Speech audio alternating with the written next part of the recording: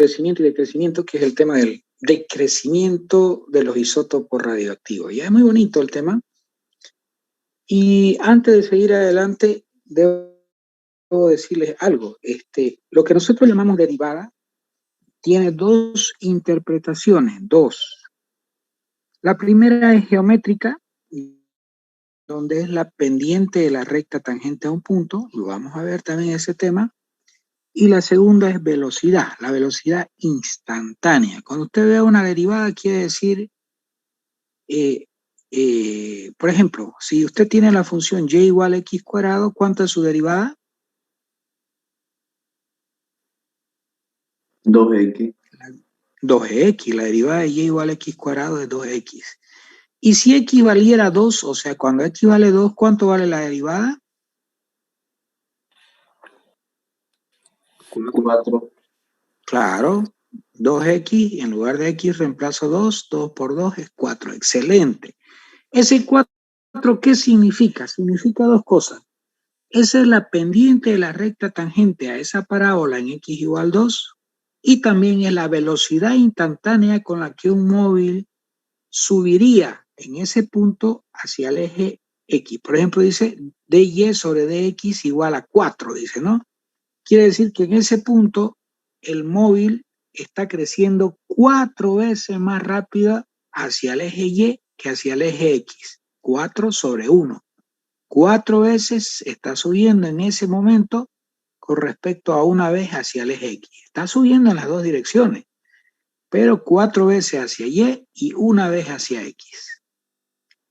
Entonces, primer concepto de derivada, pendiente de recta tangente, y segundo concepto, velocidad.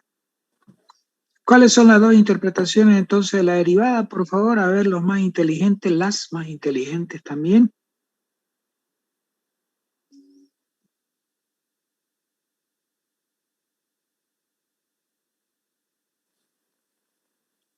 El primer concepto es pendiente ¿de quién? Pendiente de la recta tangente a un punto. A un punto. Pendiente de la recta tangente a un punto. Y segundo concepto es velocidad de crecimiento instantánea en ese punto. ¿Cuál es la interpretación geométrica entonces?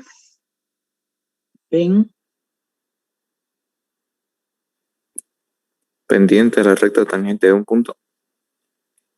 Excelente. ¿Y la interpretación física? Velocidad instantánea.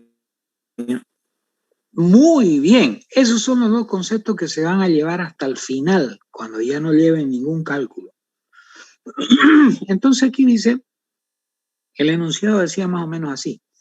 Un isótopo radioactivo, dice, pierde el 10% de su masa en 7 meses, a un ritmo, quiere decir velocidad, proporcional a su masa presente. 28 alumnos, che, tan poquito.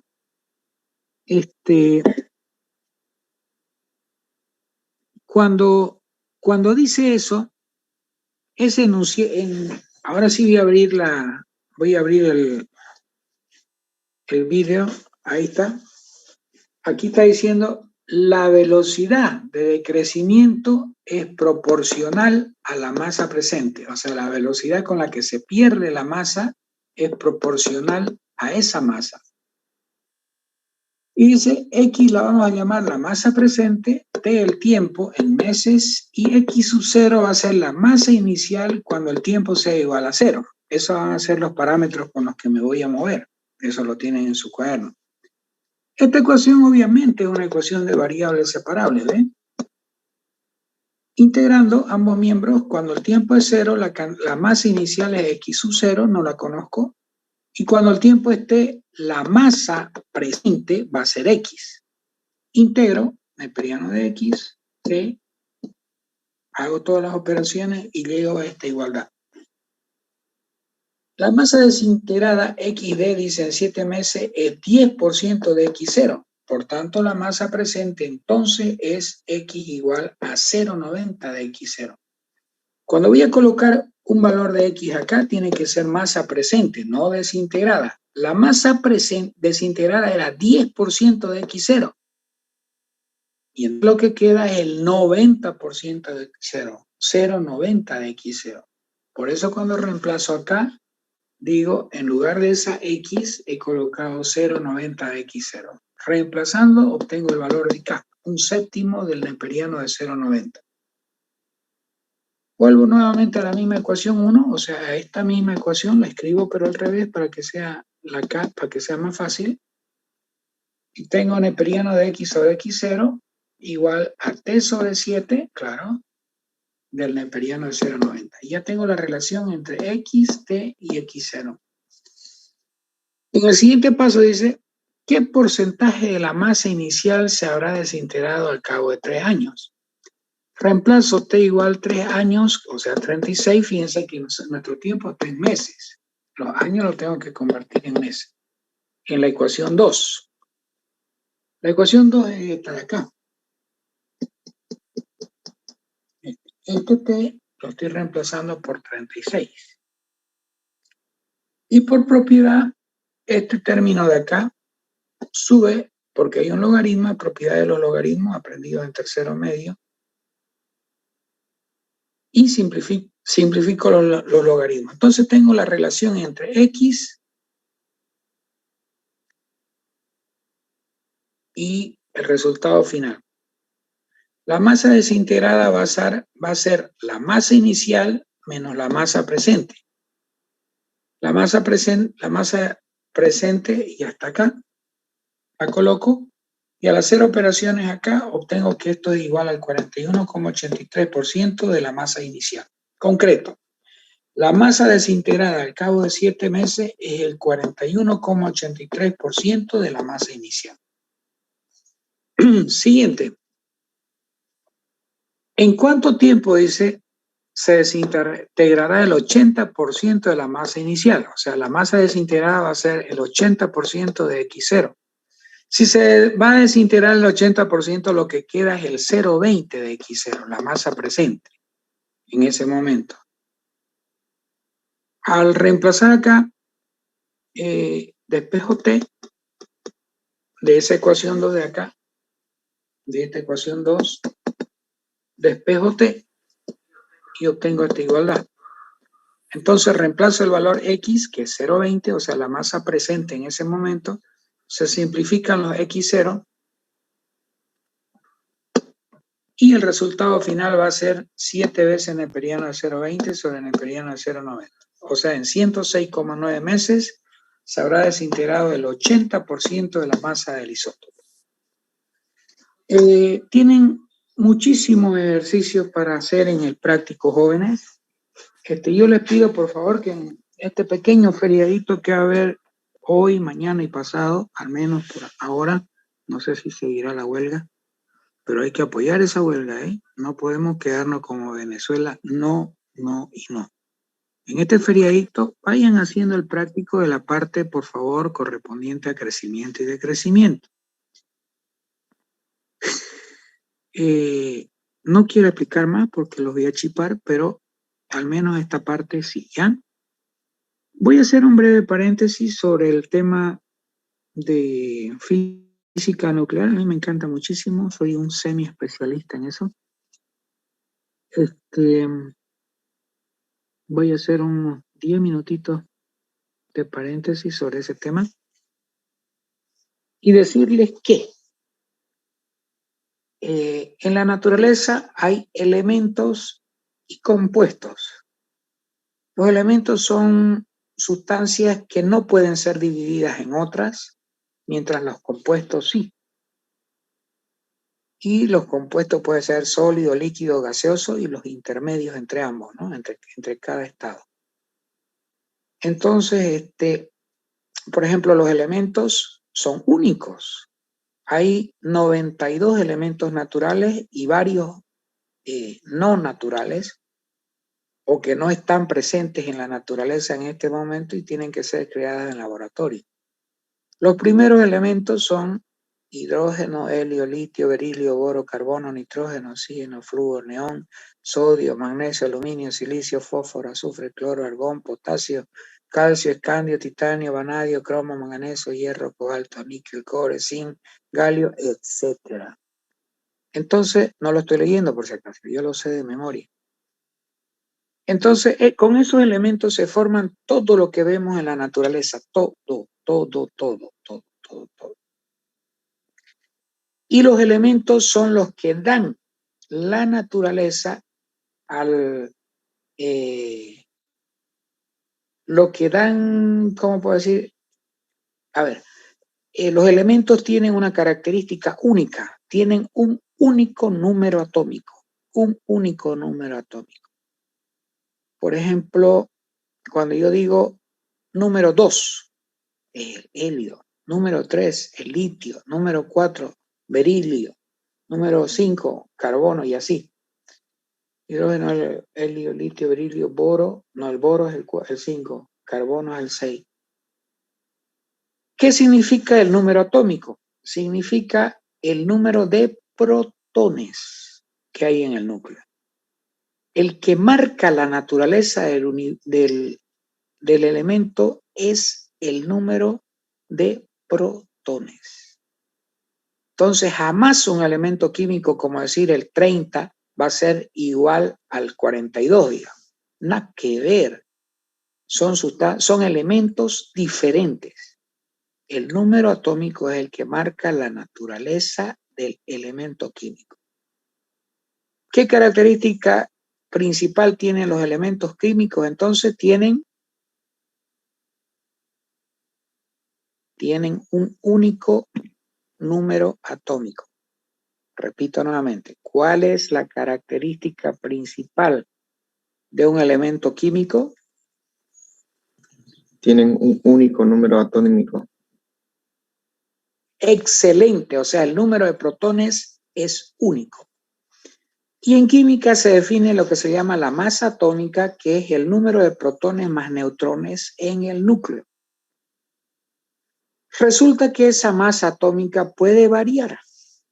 Por ejemplo, el hidrógeno tiene masa atómica 1, o sea, tiene un solo protón, el hidrógeno normal.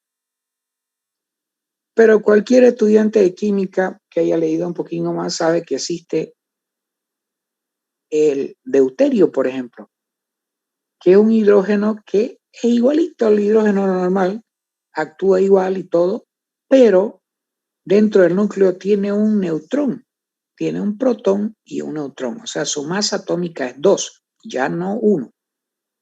Se dice entonces que el deuterio es un isótopo del hidrógeno. Escribamos entonces la definición de isótopo para que la llevemos de recuerdo de esta clase maravillosa. Con rojo, isótopo, 2 puntos seguidos.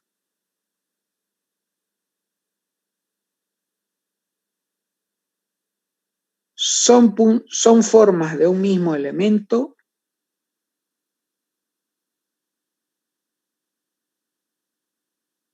que tienen diferencia en su masa atómica.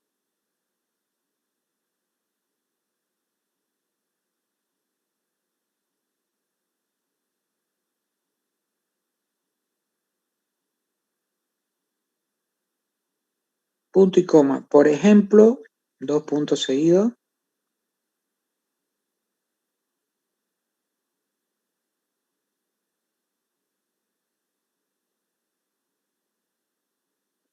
El deuterio y el tritio. El deuterio y el tritio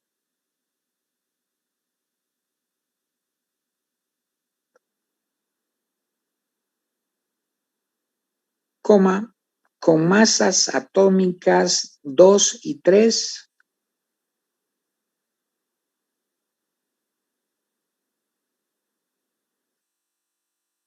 son isótopos del hidrógeno común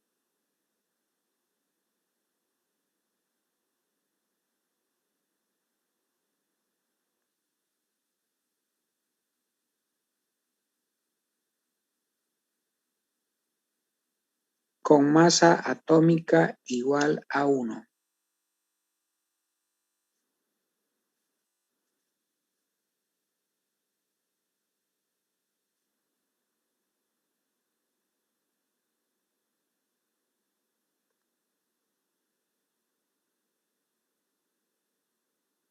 con masa atómica igual a 1. Aquí, punto aparte y paramos un ratito. ¿Qué descubrieron los científicos a finales del siglo XIX, finales de 1800?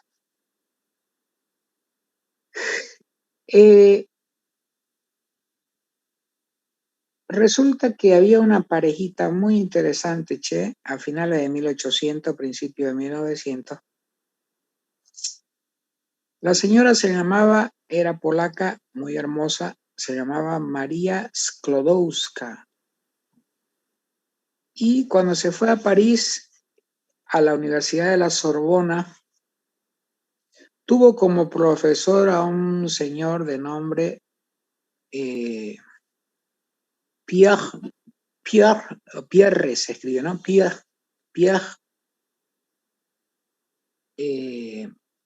¿cómo se llama? Curie se escribe. Pierre Curie, Pierre Curie, ellos pronuncian así. Pierre Curie. El señor, mucho mayor que ella, por supuesto, quedó prendada por dos cosas, por su belleza y su inteligencia. Y obviamente se enamoró de ella y ella de él.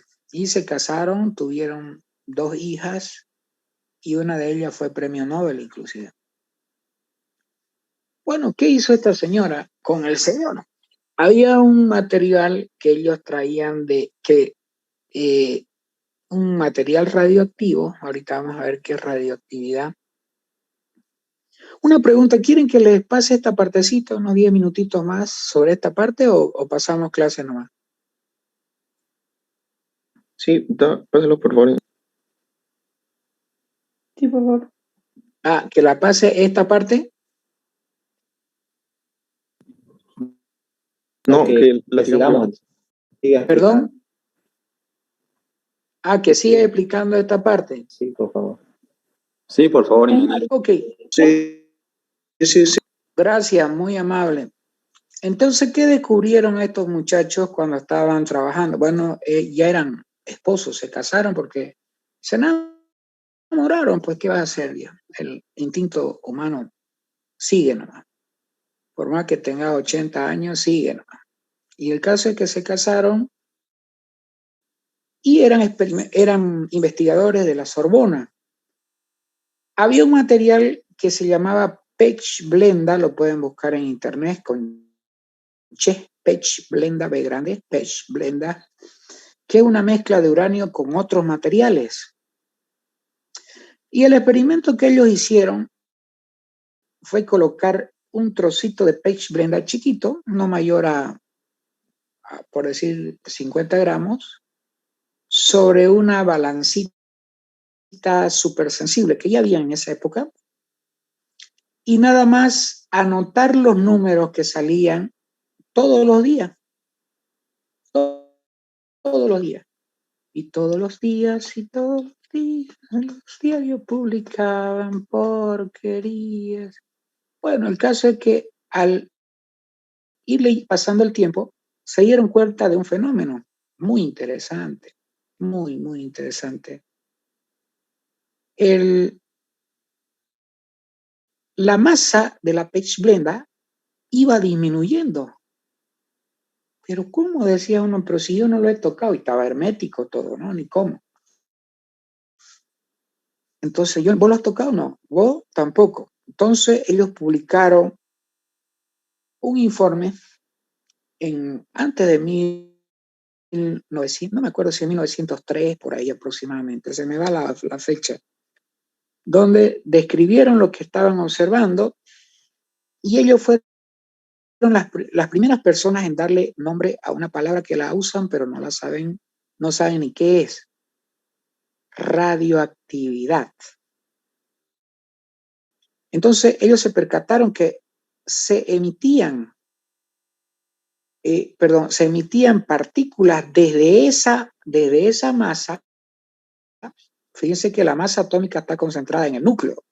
Quiere decir que desde el núcleo atómico estaban emitiendo protones y neutrones, que son los que dan la masa en realidad al elemento, y lo están haciendo más chiquitito en masa.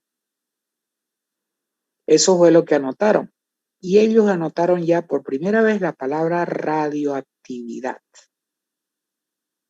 Escribamos abajito entonces con rojo para que aprendamos.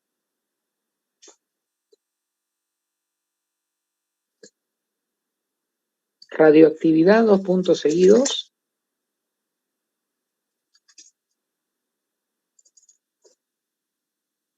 Emisión natural y espontánea.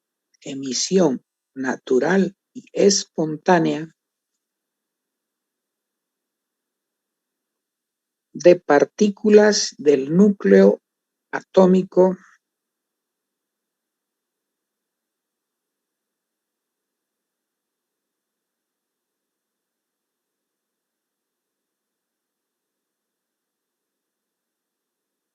de ciertos elementos y compuestos químicos.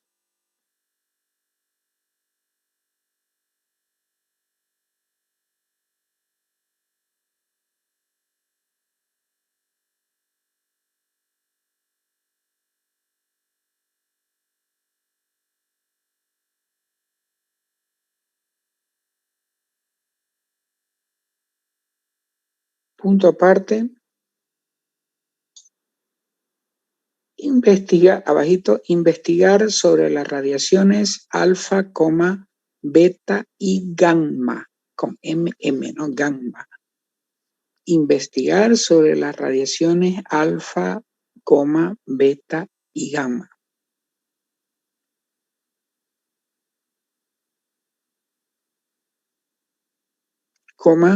Así como la ley de Soddy, con doble D e Y, Soddy con mayúscula, así como la ley de Soddy, doble D, guión Fajans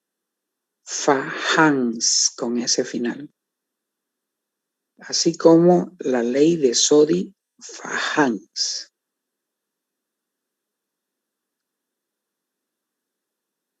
Punto aparte. Entonces ya aprendimos hoy día que la radioactividad es la emisión de partículas del núcleo.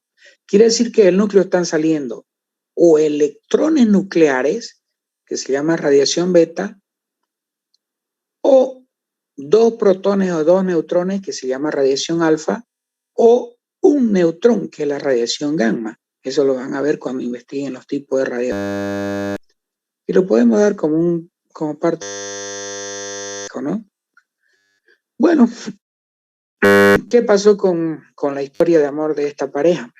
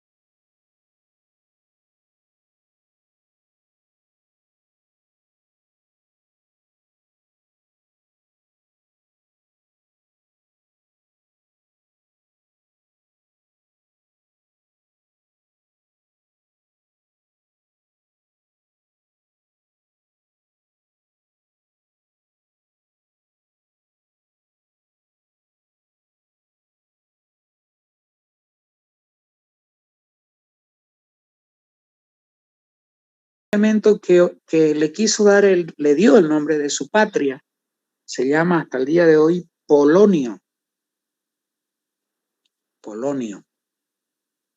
Y en contraposición, su rival francés, su nombre se me va en este momento, su rival francés descubrió otro elemento casi simultáneamente y por orgullo patriótico le puso francio. Si quieren pueden mirarlo en su tabla periódica. El polonio fue por Madame Curie y francio fue por por este señor que ya se me va su nombre. Bueno, los norteamericanos también se hicieron los güeyes y se tiraron un nombrecillo por ahí.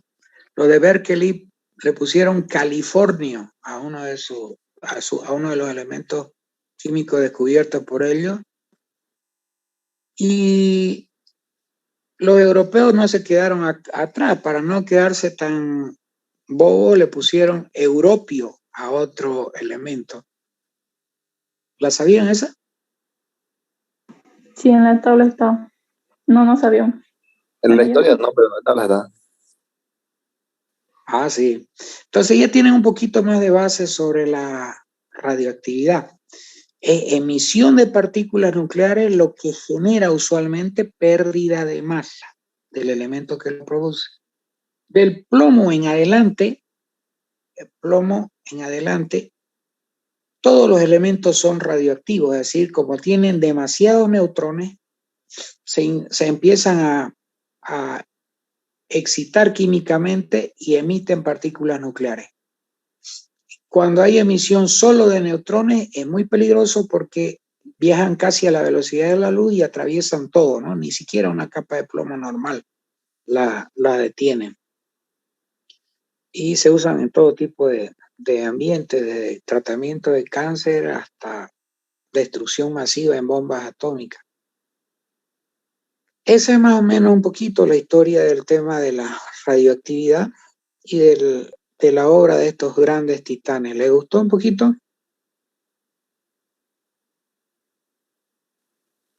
Sí, estuvo Muy interesante. interesante. Interesante. Bonito, ¿no? Interesante. Yo lo hago siempre porque después ya no van a tener oportunidad de tener un super barroso que les explique esa cosa. Así que continuamos el tema. Vamos a ver ahora. Dice ley de Newton con rojo ahora. Este es otro subtema. Ley de Newton del enfriamiento con rojo. Ley de Newton del enfriamiento.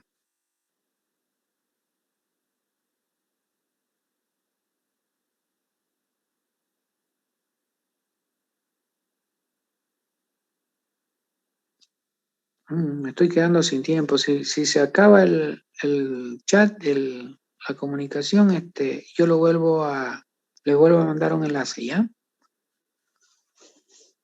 Ley de Newton del enfriamiento. 2 puntos seguidos y ahora con azul o negro.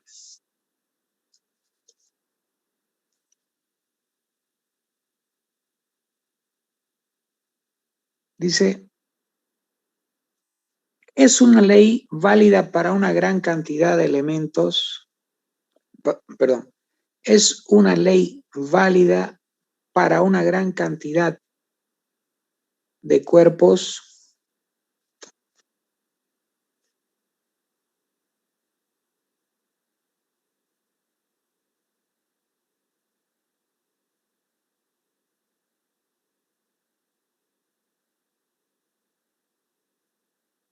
cuyas temperaturas están entre menos 20 grados centígrados y 120 grados centígrados.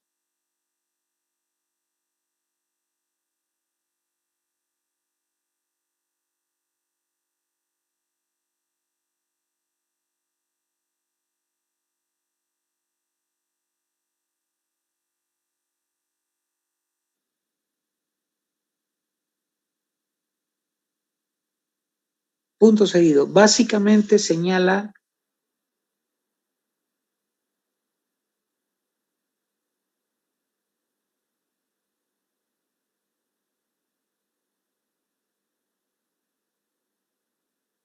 que la velocidad de enfriamiento de un cuerpo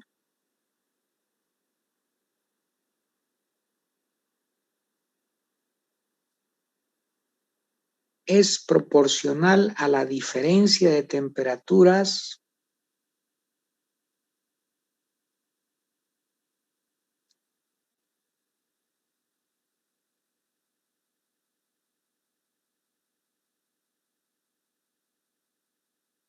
entre la temperatura del cuerpo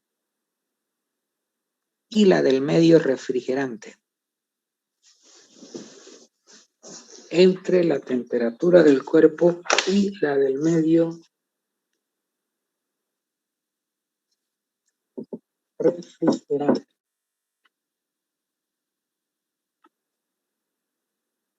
Dos puntos aparte.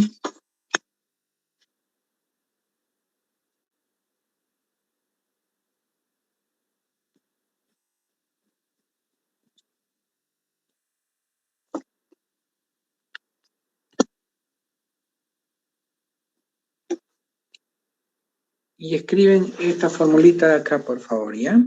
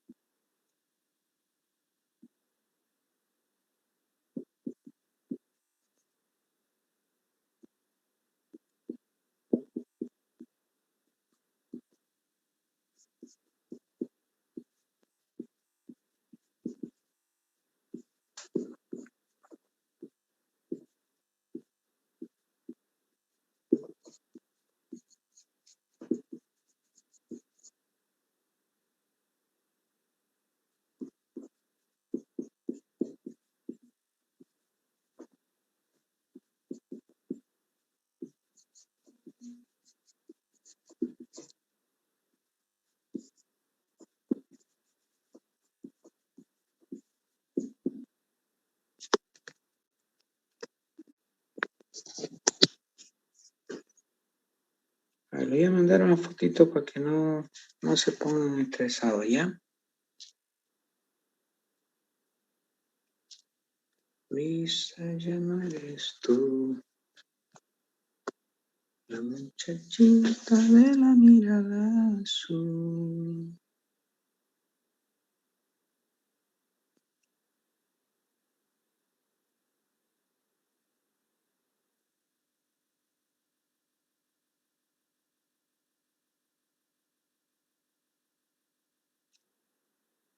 Le envié una fotito para que la copien, por favor.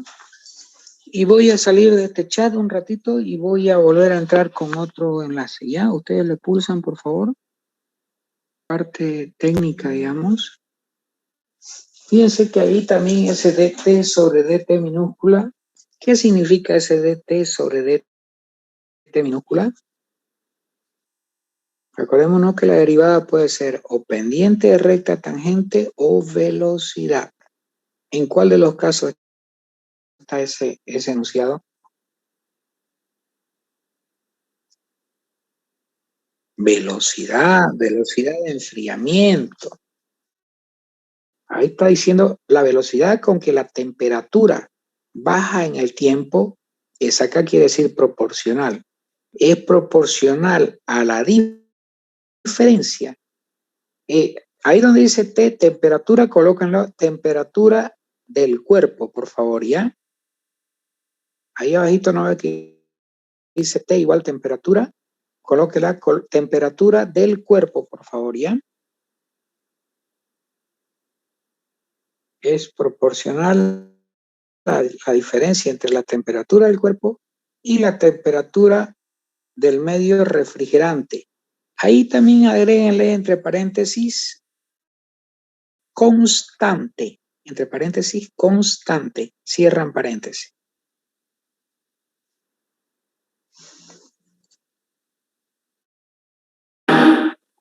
Disculpe, ingeniero, ¿será que pueden repetir el concepto de la ley de Newton de enfriamiento, por favor?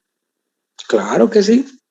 Fíjense que en el lado izquierdo tiene usted una derivada. ¿Me escucha bien? Sí.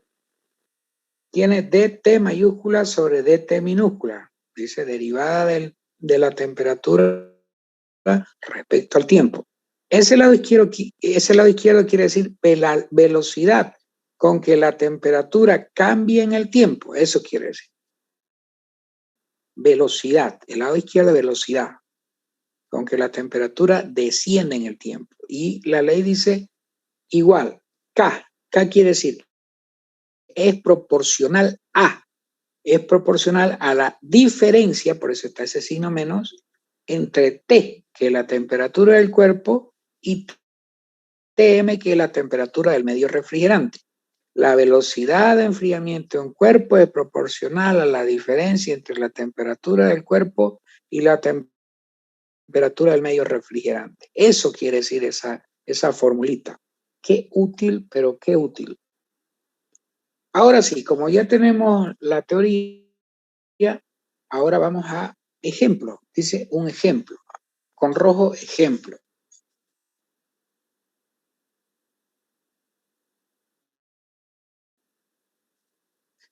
Antes de seguir adelante, le comento que lo correcto sería transformar todo a grados Kelvin, pero la diferencia con los grados centígrados en este rango de números no es gran cosa, por eso se la acepta, ya como podemos trabajar directamente con grados centígrados. Entonces, ahora sí el enunciado para el ejemplo. Dice, un cuerpo con 45 grados centígrados de temperatura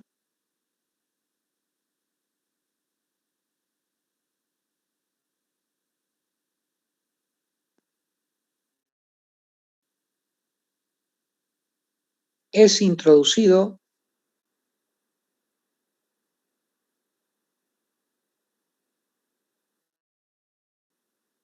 a un refrigerador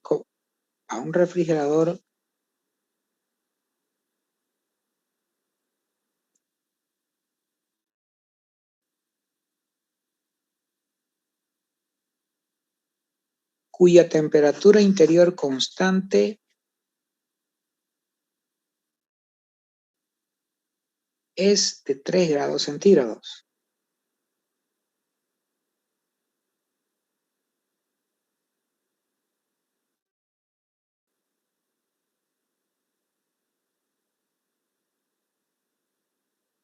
Punto seguido. Al cabo de 20 minutos,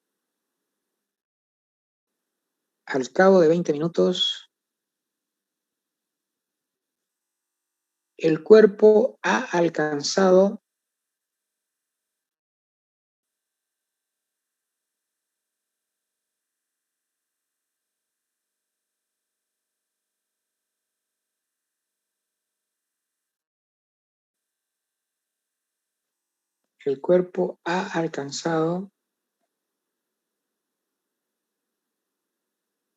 los 37 grados centígrados.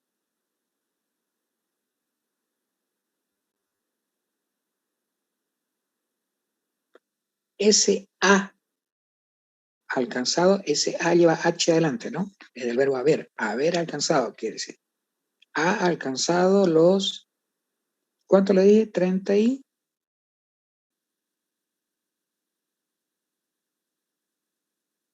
Ha alcanzado los, ¿cuántos grados le dije? 37 grados centígrados. Siguiendo la ley de Newton del enfriamiento. Siguiendo la ley de Newton del enfriamiento.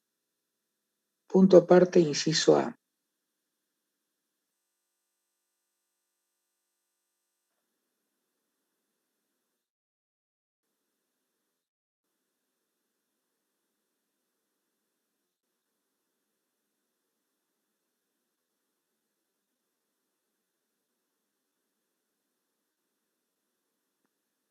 Calcular la temperatura del cuerpo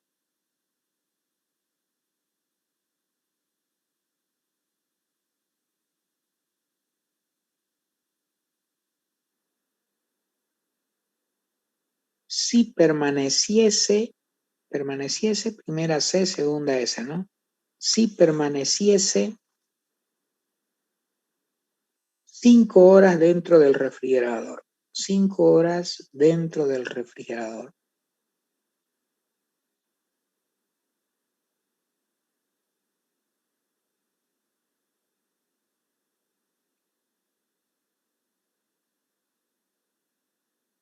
Inciso B.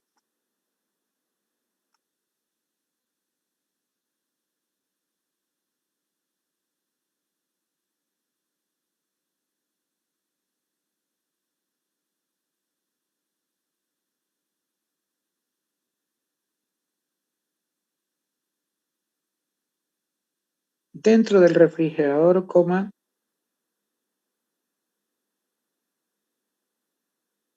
abren signo de interrogación.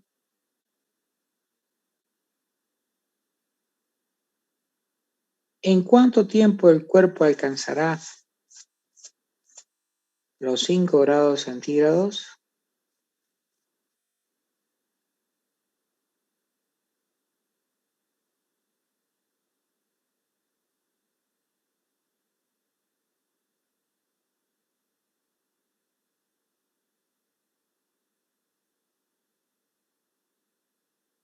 ¿Puede repetir, ingeniero? ¿En cuánto tiempo el cuerpo alcanzará los 5 grados centígrados? Escriba Jessica. Gracias, ingeniero. ¿Por qué? Pues mi hija. Inciso C sería, ¿no? Sí.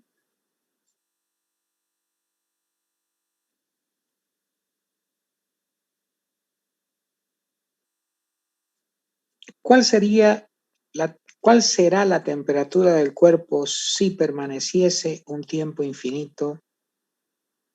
¿Cuál será la temperatura del cuerpo si permaneciese un tiempo infinito dentro del refrigerador?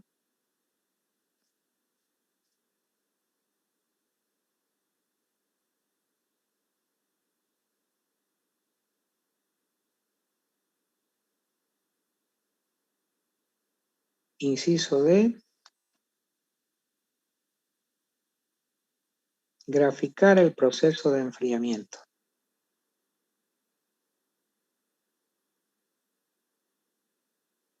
Graficar el proceso de enfriamiento.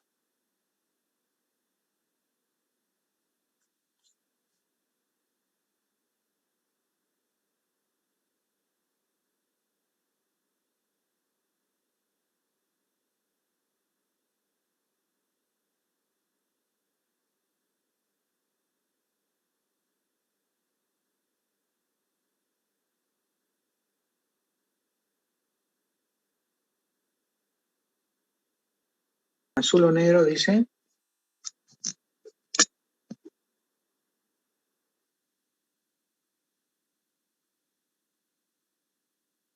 Por dato del problema, 2 puntos aparte.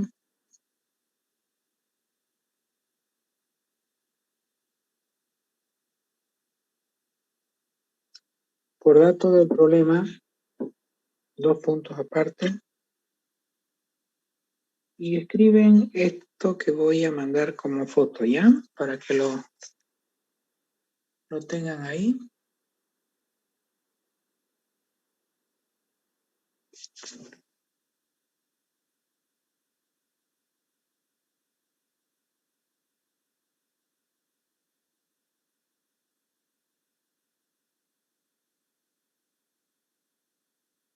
Ahí está. Está en WhatsApp. Por favor, cópienlo un ratingo.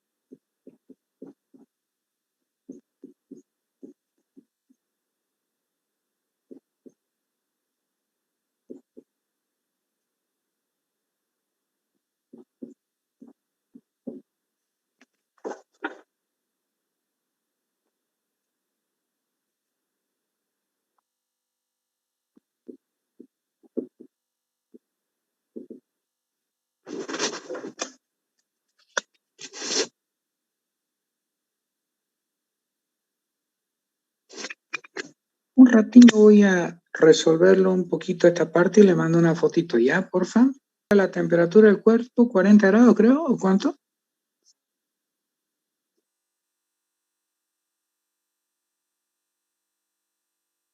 45. ¿Y cuando pasan cuánto tiempo?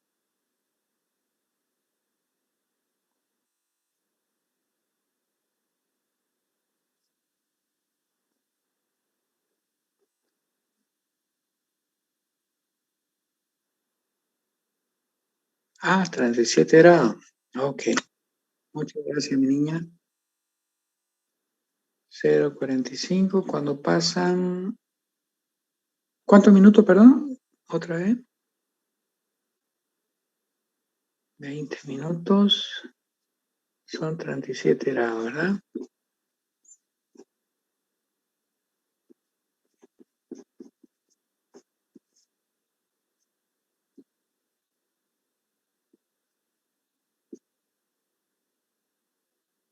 Los otros números eran minutos, ¿no? Entonces 5 horas, 6 por 5 son 300 minutos. Muchas gracias, niño. Bueno,